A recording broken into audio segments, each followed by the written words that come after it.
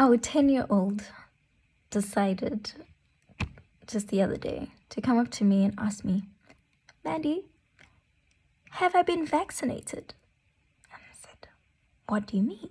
He says, have I been vaccinated on my penis? And I said, huh? Vaccinated on your penis? What do you mean? And he says, yes, my friends and I were talking about it, that have I been vaccinated? And I thought, no.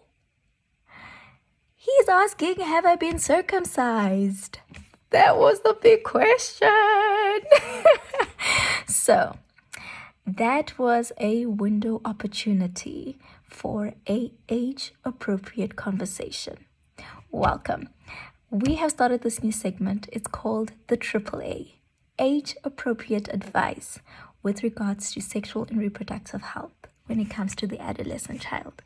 So, my 10-year-old, this is the age-appropriate conversation for the ranges 9 to 11.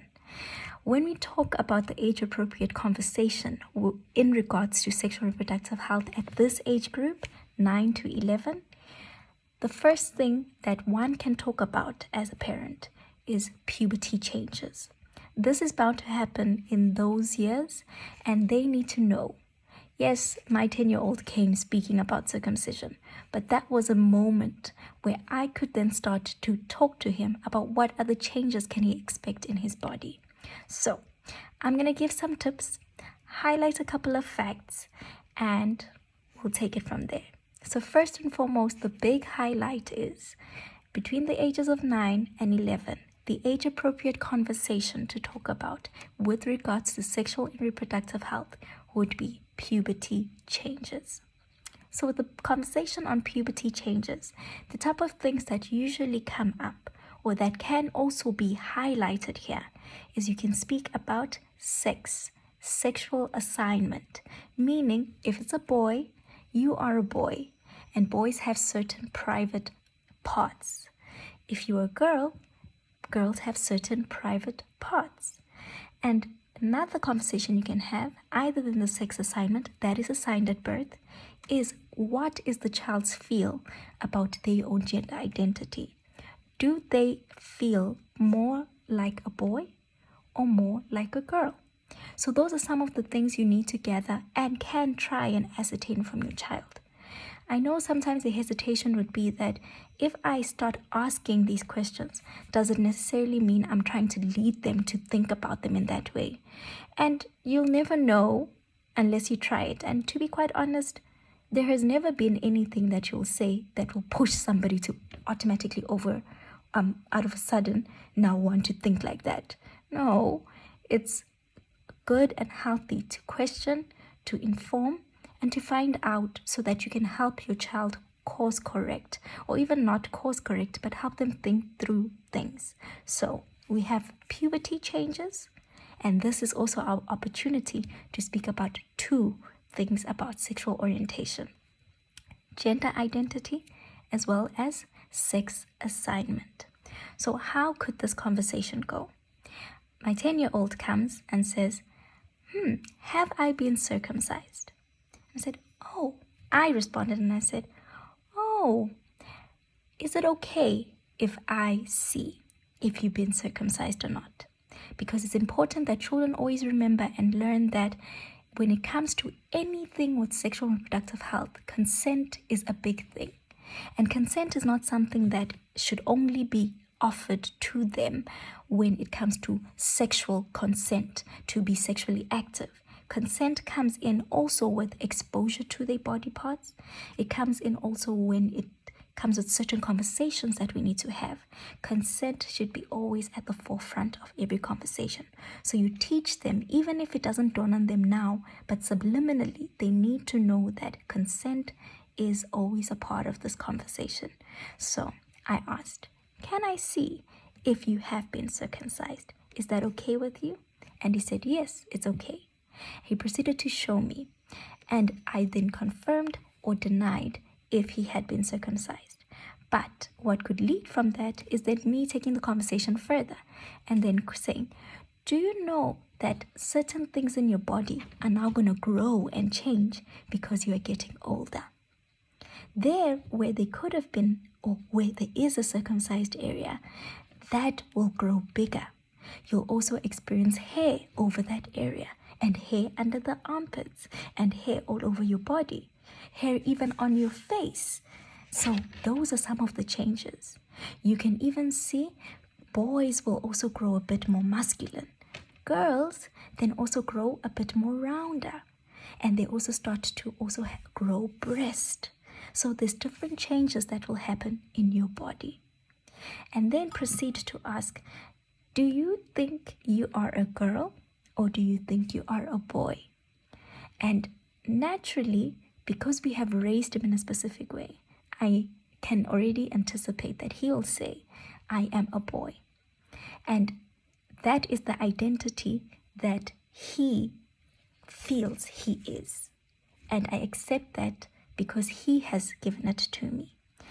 And in terms of sexual assignment, it's for me to then say, you were born as a boy. And these are the features of a boy child. They have a penis, they have a scrotum, and they don't develop breast in puberty. That's how I knew that you are a boy and you are not a girl. So in simple language that they can understand, you have explained those concepts. And I think it is fair also for parents that this is where you also lead the conversation in what you believe your child should know when it comes to the gender spectrum. You don't have to go into great complexity or even extra depth that they can't understand. Remember, this is an age-appropriate conversation. So if they say, Mommy, I feel like I am a boy because I play with the boys and I also like girls, then that is fine. And if they say, for example, you have a boy child who says, I feel more like a bit of like a girl because I like what girls like. And I think I like how they dress. That is also a moment where you can then start to engage your child as to why they feel that way. And sometimes you may find that it's not that they fully understand or grasp the concept of the gender identity, but that they just need guidance of understanding that just because you might have a preference to be clean doesn't make you more feminine or girl-like. Or if they have these feelings and have other conflicting or confusing ideas, this is where you can also guide the conversation. But don't be afraid to have the conversation because you are uncomfortable with what the answer may be. This is a moment where you need to groom and raise your child. This is a moment where you need to cherish the guidance and show them how they need to view the world. And in fact, help them also help you understand how they also want to view the world. So you're building this world together. I also want to emphasize, especially in our context, that culture, tradition, and religion are things that are existing and make us who we are. They form part of our identity, and at this moment, it is also beautiful for you to incorporate that in, for you to explain that us, in our culture, we don't have circumcisions at hospitals. We have a traditional way of having circumcision. We believe in the becoming of a boy child in a specific way. Those are things that should come through. If you are speaking from a religious point of view, this is a moment as well to say, in our religion, we believe that women and men are different. They are fundamentally different in what we believe, and they are treated in different ways, and they have different roles that they perform because of their different genders. So it may be very complex to explain more of that, but you as the parent will gauge how far you can go, and you'll see even your child will guide the conversation. So going back, age-appropriate conversation. So the puberty changes is your go-to. So just a couple of tips. I have 5 tips of how to go about this. The 1 tip, talk about the body parts initially. You don't have to immediately go to the private area or the genital area, but it is important for you to also speak about the entirety of the body. Do you know where the ears are? Do you know where the nose is? Do you know where the mouth is? And move on and end with the more sensitive areas. And this is also another safety point where you can also gauge that your child has not been violated in any way. This is where you can start saying, okay, so you're asking about circumcision. Are you sure that in this space you are the only one who touches and sees that place? Is there anyone who touches and sees that place? Continue to then ask, what has been going on in that space? Do you clean it properly? How do you clean it? Have conversation. Does anyone see that? Do you show people at school? So that you can see what your child's sensitivity is towards special and sensitive areas. Tip 2, body part changes during puberty. I've already highlighted that to say in a guided conversation or a moment or a point of opportunity to speak about things. I already started speaking about the changes that he would develop when it comes to puberty. And that is essentially how you can go about it. Do you know that certain things are going to grow bigger?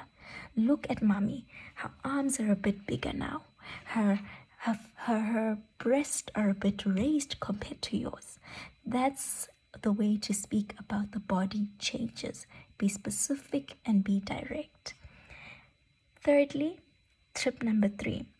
It is also a good opportunity for you to talk to your child and sort of gauge their emotional stance on, is it a good thing or a bad thing to grow and change? This time is going to be very tricky for them when they start to see themselves change. Because number 1, they may not change as fast as their friends. Number 2, some of those changes may come very drastically and unexpectedly, and they might find certain things embarrassing. So it is good for you to open the channel now to say there are good parts about change and there are bad parts about change. And we don't always see the good initially, but we can grow to understand that this is who we are. So in other words, you prep your child to start having honest, healthy body image conversations with themselves or even with you.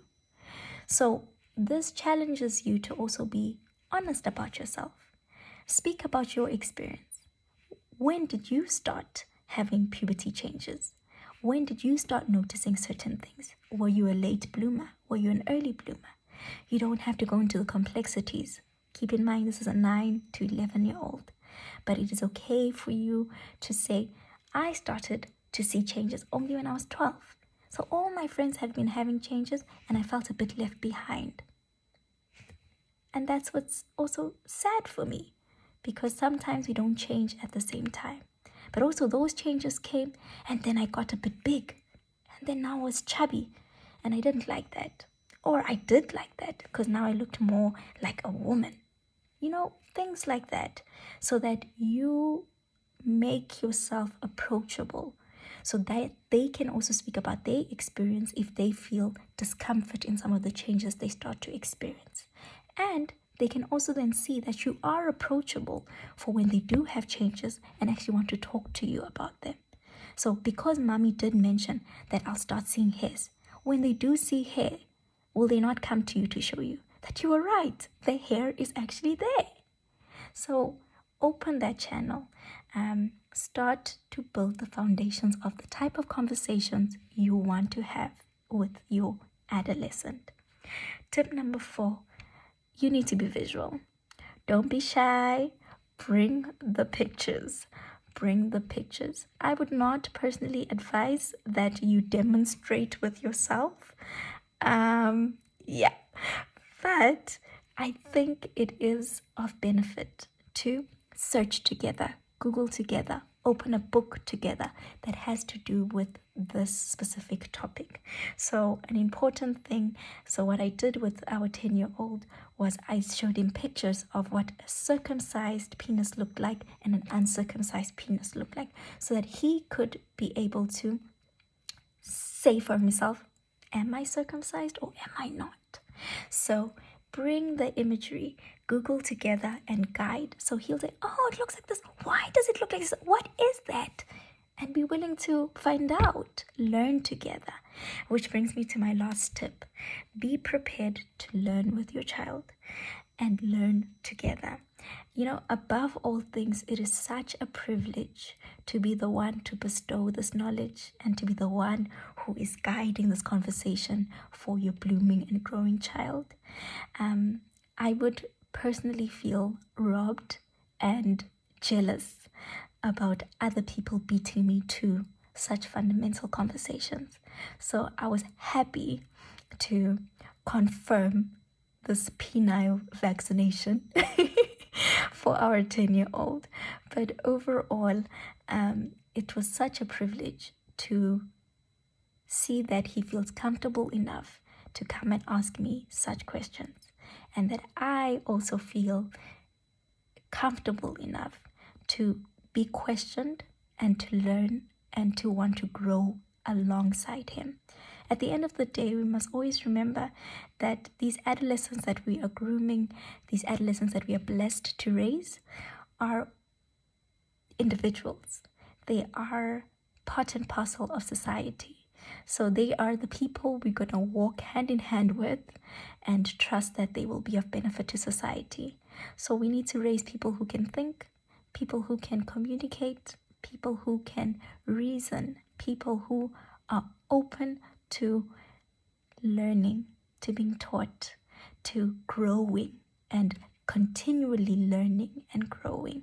So foster that culture in your household already now. So just to summarize it, remember this is an age-appropriate advice with regards to sexual and reproductive health for age 9 to 11. Next time, I'll speak about another age group and we'll see how we tackle that and which age-appropriate conversation is necessary for that group. So, thank you for your time and I hope you learned a bunch.